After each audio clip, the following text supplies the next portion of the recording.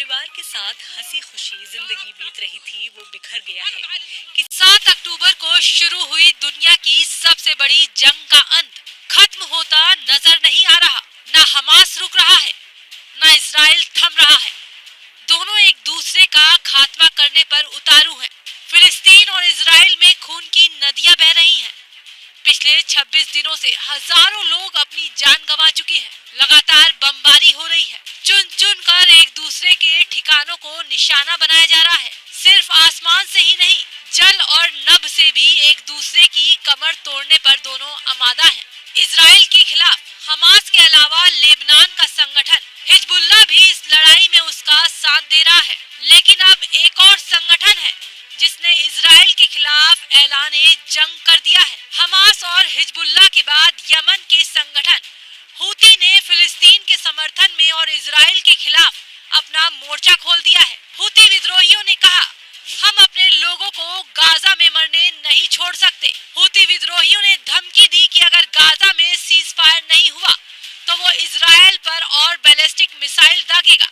बता दें कि हूती ने साल 2014 से यमन की राजधानी सहित देश के कई बड़े हिस्से पर कब्जा कर रखा है। चलिए आपको बताते हैं कि इन हूती विद्रोहियों की पूरी कहानी, कि ये संगठन है कैसा और कौन संचालित करता है, कितने खतरनाक लड़ाके हैं ये। बताया जाता है कि 1980 के दशक में यमन में हूती संगठन सामने आया था। ये शिया मुस्लिमों का सबसे बड़ा आदिवासी संगठन है। हूती अब्दुल्ला सालेह की आर्थिक नीतियों से नाराज थे, जिसके चलते साल 2000 में हूतियों ने नागरिक सेना तैयार की। हूतियों ने साल 2004 से 2010 के बीच अब्दुल्ला सालेह की सेना से 6 युद्ध किए। फिर साल 2011 में अरब ने हस्तक्षेप किया तो युद्ध रुक गया। बातचीत चली लेकिन नतीजा कुछ नहीं निकला। इस जंग में हूती विद्रोही इजराइल को कितना नुकसान पहुंचा सकते हैं, उसका अंदाजा इसकी ताकत से लगाया जा सकता है। रिपोर्ट्स की माने तो हूती विद्रोहियों के पास जो जवान हैं, वो न सिर्फ टैंक चलाने बल्कि एंटी टैंक गाइडेड मिसाइल, लंबी दूरी की बैलिस्टिक मिसाइल और तकनीकी वाहन तक चलाने में सक्षम होते हैं।